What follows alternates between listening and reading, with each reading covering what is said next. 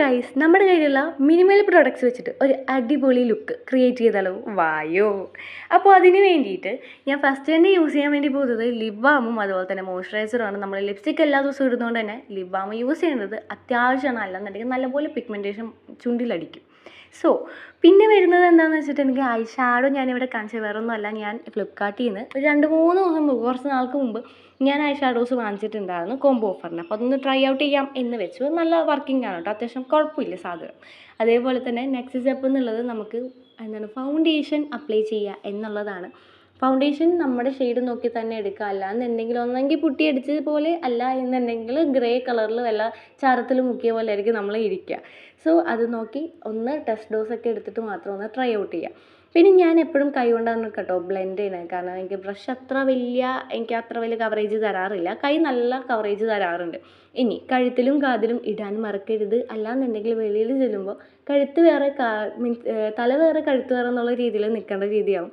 So അതും കൂടി ഒന്ന് നല്ലപോലെ ബ്ലെൻഡ് ചെയ്തിട്ട് ഇനി നെക്സ്റ്റ് സ്റ്റെപ്പ് എന്നുള്ളത് ഞാൻ ചെറുതായിട്ടൊന്ന് ട്രൈ ആക്കാൻ വേണ്ടി വെക്കുന്നുണ്ട് കേട്ടോ. കാരണം അടുത്തത് കണ്ണെഴുതലാണ് പരിപാടി. അപ്പോൾ ഞാനിവിടെ യൂസ് ചെയ്യുന്നത് ഷിൻകാറിൻ്റെ ഐലൈനറാണ്. കാരണം ഞാൻ വർഷങ്ങളായിട്ട് യൂസ് ചെയ്യുന്ന ഈ ബ്രാൻഡിൻ്റെ മാത്രമാണ് കേട്ടോ. ഡാസ്ലറും ഏത് വാങ്ങിച്ചിട്ടുണ്ടെങ്കിലും എനിക്ക് അത്ര വലിയ സെറ്റ് ആവാറില്ല. കാരണം ആ ഡാർക്ക് ഫിനിഷ് തരാറില്ല. അതാണ് ഏറ്റവും വലിയ സംഭവം. പിന്നെ മസ്കാരയുടെ ബ്രഷ് വെച്ച് ചെറുതായിട്ടൊന്ന് പിരികൊന്ന് സെറ്റ് ചെയ്ത് കൊടുക്കുന്നുണ്ട്. പിന്നെ ഞാൻ ഇട്ട ലിപ് ബാം ഒന്ന് വൈപ്പ് ചെയ്ത് കളയുന്നുണ്ട്. ലിപ്സ്റ്റിക്ക് ഇടുന്നതിന് മുമ്പായിട്ടാണ് ഞാനിത് ചെയ്യുന്നത്. ഈ ലിപ് സ്റ്റിക്ക് ഇടുന്നതിന് മുമ്പായിട്ട് നമുക്ക് ലിപ് ലൈൻ ഒന്ന് ചെയ്ത് കൊടുത്താലോ? ലിപ് ലൈൻ ചെയ്യാനായിട്ട് ഞാൻ സ്വിസ് ബ്യൂട്ടിയുടെ ചോക്ലേറ്റ് എന്തോ സംഭവമാണ് ഞാൻ ട്രൈ ചെയ്തത്. പക്ഷെ അത്യാവശ്യം നല്ല കളറായിരുന്നു. ഞാൻ ഏതായാലും ഇവിടെ സൈഡിൽ കൊടുത്തേക്കാം. അപ്പോൾ നല്ലൊരു കവറേജ് എനിക്ക് കിട്ടിയിട്ടുണ്ടായിരുന്നു. ഇത് മാത്രമല്ല, ഇത് ചെയ്തിട്ടൊന്ന് ബ്ലെൻഡ് ചെയ്യണം. എന്നിട്ട് ഒന്ന് ഡാപ്പ് ചെയ്തെടുക്കണം. എക്സസ് ഉള്ള എല്ലാ ഇതും ഒരു ടിഷ്യൂ പേപ്പറിലോ എന്തിലാണെന്ന് വെച്ചാൽ അതൊന്ന് ഒപ്പിയെടുക്കുക. അല്ലാന്നുണ്ടെങ്കിൽ മൊത്തത്തിൽ മാഞ്ഞു പോകാനുള്ള ചാൻസ് ഉണ്ട്. ഇനി ഞാൻ കഷ്ടപ്പെട്ട് ആഗ്രഹിച്ച് വാങ്ങിച്ചൊരു സംഭവമാണിത്. ഇതിൻ്റെ വീഡിയോ ഞാൻ സെപ്പറേറ്റ് ആയിട്ട് ചെയ്യുന്നുണ്ട്. എനിക്ക് പണി കിട്ടിയതാണ്. സോ എന്തായാലും ഇതൊന്ന് ട്രൈ ഔട്ട് ചെയ്യാമെന്ന് വിചാരിച്ചു. ഒന്ന് അപ്ലൈ ചെയ്ത് കൊടുത്തു, കുഴപ്പമില്ല.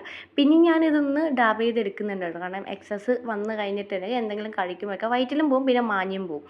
അത് ഡാബ് ചെയ്തെടുത്ത് കഴിഞ്ഞാൽ നിങ്ങൾക്ക് ഇനി കുറച്ചും കൂടി ബോൾനെസ് വേണം ചുണ്ടിന് എന്നുണ്ടെങ്കിൽ ഒന്ന് ലൈൻ ചെയ്ത് കൊടുക്കാവുന്നതാണ് എഡ്ജ് 2 സൈഡിലും കേട്ടോ. അപ്പോൾ ഇനി ഞാൻ ഒരു കാര്യം മറന്നു പോയിട്ടുണ്ടായിരുന്നു. കണ്ണ് മോളുവശം എഴുതിയിട്ടുണ്ടായിരുന്നില്ല കൺമഷിയും കൊണ്ട്. എപ്പോൾ കണ്ണ് നമ്മൾ എഴുതിയാലും മോളുവശം മാത്രം ഒന്ന് കൺമഷി വെച്ചൊന്ന് ഇങ്ങനെ ഫിൽ ചെയ്ത് കൊടുക്കാൻ വേണ്ടി നോക്കാം കേട്ടോ. പിന്നെ കണ്ണ് എഴുതാൻ നേരത്തെ കണ്ണിനകത്ത് കുത്തൊന്നും ചെയ്യരുത്. നോക്കിയും കണ്ടൊക്കെ എഴുതുക. കാരണം ഇങ്ങനെ കണ്ണെഴുതി കഴിയുമ്പോഴേക്കും കുറച്ച് നേരത്തേക്ക് കണ്ണൊന്ന് ബ്ലറായിരിക്കുമേ. അപ്പോൾ അതുകൊണ്ടൊന്ന് ഞാൻ അടച്ചും തുറക്കും ഒക്കെ ചെയ്യുന്നുണ്ട് ഇതിൻ്റെ ഇടയ്ക്ക്. നിങ്ങൾക്ക് തന്നെ കാണാൻ പറ്റും അതിൻ്റെ ഡിഫറൻസ് എന്താണെന്നുള്ളത്. കണ്ണിന് കുറച്ചും കൂടി ബോൾഡ്നെസ് വന്നിട്ടുണ്ട്.